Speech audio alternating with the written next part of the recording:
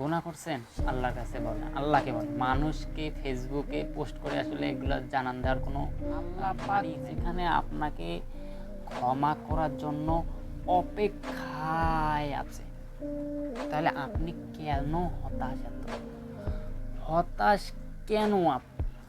আপনি এই মুহূর্তে যে বিষয়টা খেয়াল করবেন, সে বিষয়টা হচ্ছে আপনি এখন হতাশ, কিন্তু এটা হওয়া যাবে না।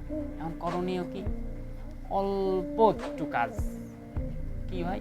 অল্প একটু কাজ। আপনি শুধু অজু করে আসমানের দিকে তাকিয়ে বলবেন আল্লাহ। দেখবেন আল্লাহ আপনার কথা শোনে কিনা, তারপর আপনি আমাকে এসে বলবেন।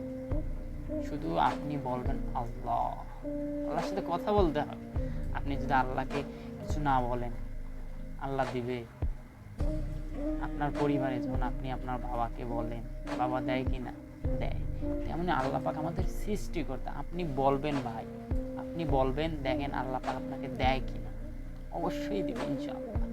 আপনি তো চাইতে পান না, আমরা আসলে চাইতে ভুলে গেছি। আমাদের বেশি বেশি করে চাইতে হবে। কি করতে হবে? বেশি বেশি করে চাইতে হবে। দেন তখনই আল্লাহ পাক আমাদেরকে এমন দেওয়া শুরু করবে যে দেওয়ার শেষ নেই। দুনিয়াতেও দেবে, আপনি আখিরাতেও পাবেন। তাহলে আপনি আল্লাহর কাছে চাবেন বেশি করে। তাহলে আসুন আমরা আজ থেকে, আপনি, আমি এবং যারা ভিডিওটি দেখতেছেন এবং যারা শেয়ার করে অন্য কেউ দেখার কি করলেন, ভাগিদার করলেন, তাদেরকে বলতেছি আমরা আজকে থেকে আল্লাহর কাছে যাব। গুনাহ করছেন, আল্লাহর কাছে বলেন, আল্লাহকে বলেন। মানুষকে ফেসবুকে পোস্ট করে আসলে এগুলো জানান দেওয়ার কোনো মানেই হয় না। আপনি গুনাহ করছেন, আপনি হতাশ, আপনার কাছে 1 টাকাও নেই, পকেট শূন্য, মানুষকে বলে আসলে এর ফায়দা পাবেন না।